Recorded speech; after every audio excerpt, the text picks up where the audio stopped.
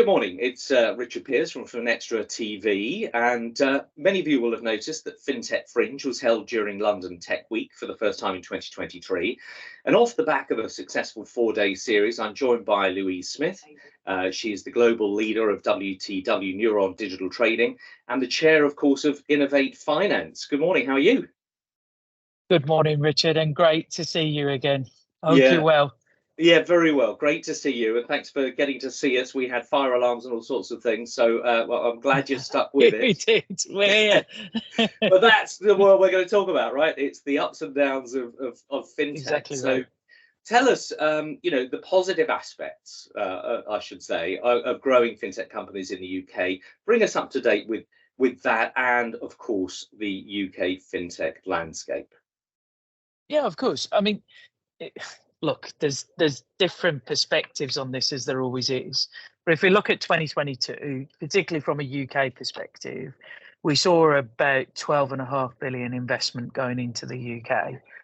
Fintech, so the innovators, the disruptors who are looking at how do we deliver better service for customers. Because I think sometimes fintech's quite a difficult thing to grasp, particularly these days. So we still saw good investment going in 2022, and the UK continued to be a destination, particularly for the early stages and the startups.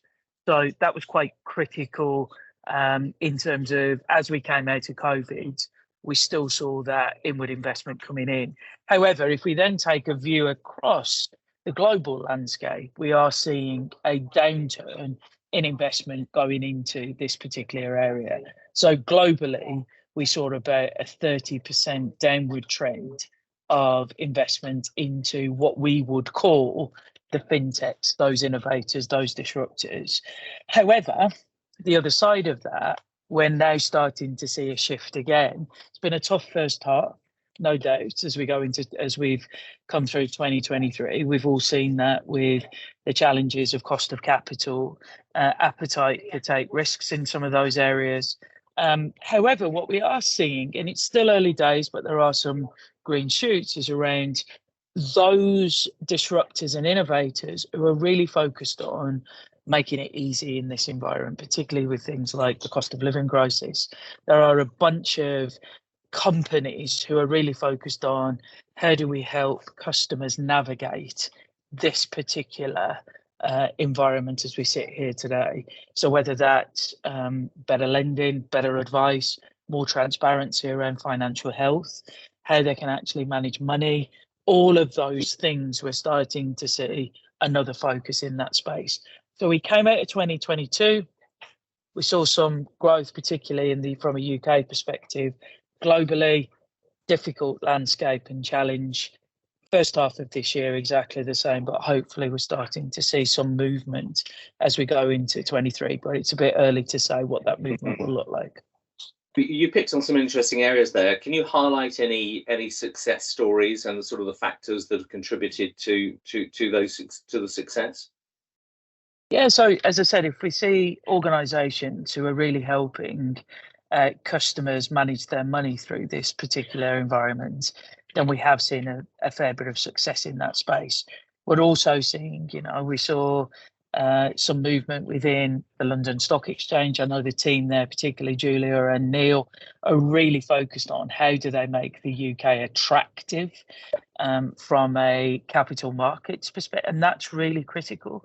So the LSEG have an absolute critical role to play in that. Some people have preferred going for IPO during this phase. So I think we'll still see some challenges going through there. But I know the team are working hard for not just the UK to be a destination for people to start their business, but also to scale and high growth. So I think, Richard, the challenge at the moment is I can see all the movements, all the right actions, all the right conversations.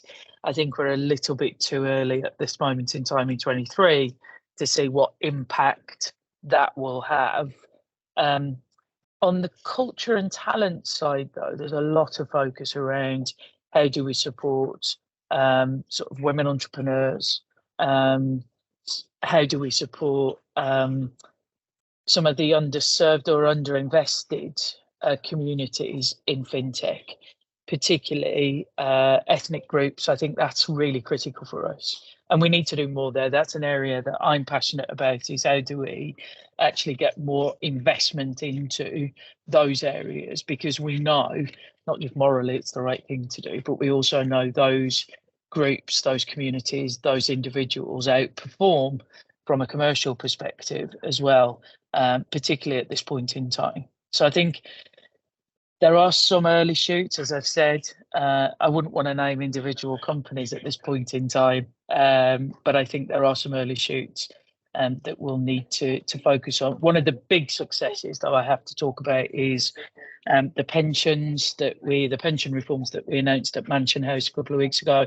We've worked with the Lord Mayor over the last 8 months and others and partners to look at how do we start to think about pensions in a different way. You will have seen some of the major organisations signed up for that. That will be a huge opportunity for us, because not only will it give people more money in their pocket if they start saving for pensions now, particularly as the new generations and the early generations come through, but also some of that capital will be reinvested into those innovators and those disruptors. So that's got to power the economy in the other direction. So those things give me hope that we're starting to face into some of these gnarlier challenges that have been kicking around for a while.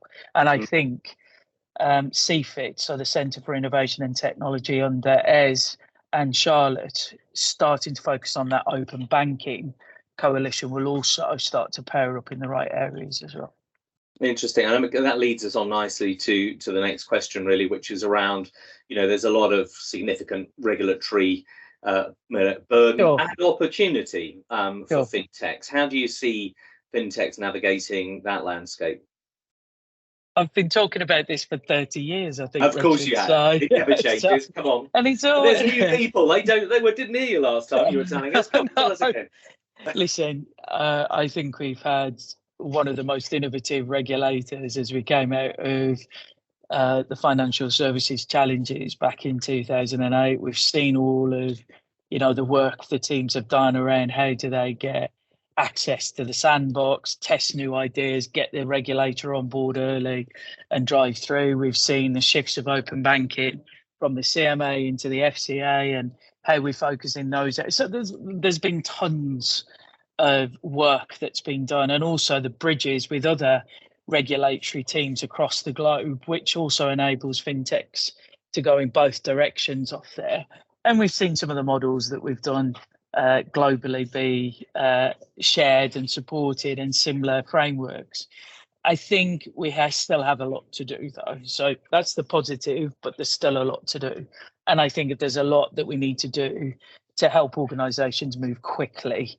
That's hard because, the focus of the regulators is ultimately to ensure that customers are supported and protected and we do the right things. But I think there is opportunities, and I know there are people working hard on this. We've obviously seen the extensions of the sandbox now. That will help. We're obviously seeing the support that's happening with CFIT around the open banking coalition. We've supported 26 consultations so far in 2022, that was on policies. So that's everything from centrally backed digital currencies to consumer duty, which is a big part of regulation. But I think there's an opportunity to move quicker, and we need to move quicker. And if we don't, I think that will be particularly a challenge for us. And why that is linked back to what I've said previously. Whilst we are the destination for startups, we also need to be the destination for high growth. We need to be the place where people want to scale their business, not look elsewhere. And I think at the moment we are falling behind in that space. I know people are working on it. I know people are trying to do the right things in those areas, and I know it's a hard question to answer. But it is something that I think worries me, particularly personally, is that, where do people now think about scaling their business? And unfortunately, it's not always the UK. Yeah, I mean, it's still an extraordinary place, as I go around with startups and accelerators and so forth, with, just all of that legal power, that Yes, tech yeah, power. We shouldn't get yeah, down on it, should we? But it's good to not yeah, have sort of, the hubris. So, I mean, I had a young startup phone me the other day, say, where do I go to actually look into this idea? What do I do next? How do I find whether this is the place for me to develop yep, my time? What's yeah. your call to action Well, for there's tons of, people? yeah, Yeah. exactly. And there's tons of places.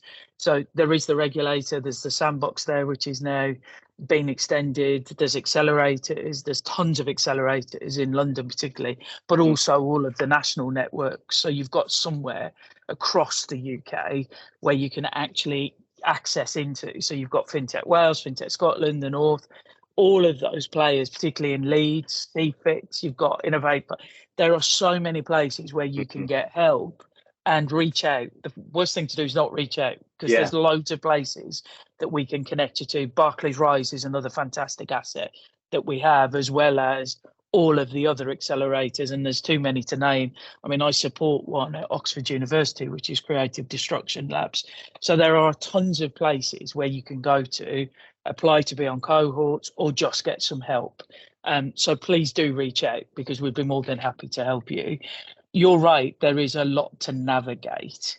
And that's why I think it's important that we do keep talking about these areas of focus. The pensions is being one. The government have also got behind how that we really focus on the UK being that, tech place, that Silicon Valley, for want of a better phrase. And there's a lot of work and investment going into those areas. So I can see lots of momentum on new actions to address it. What we now need is how those actions are addressing it, and is there anything else that we need to do? So I think we've got the right intent, we've got the right focus, we've got the right dialogue, we've got the right narratives. It's now, how do we get behind all of those things so that we can, as I've said before, but any startup, any company looking to scale in the UK, then please reach out. We'd be more than happy to help you. Yeah, it's that scale piece as well, isn't it? Bringing Yeah, people in beyond the yeah. startup phase. Yeah, Yeah, fantastic. and that's why things like the FinTech Fringe is so key, along with the other areas that we see people talking about this, to reach out and get involved in those things, because there's plenty of opportunity to network into those so that we can connect people to the right places. Yeah, fantastic. Louise, really good to catch up with you. And actually, I think it is a positive story, and it's positive that we know we've got to do better. That's what we do in fintech land. So That's right. That's right. We're thanks so not sitting much. here, we're still doing lots. So that's the main thing, Richard. That's the main thing. Louise, for now, we can No, talk thanks, for hours, Richard. I'm sure. Great to see you. Take care. And you, Richard. Thank you.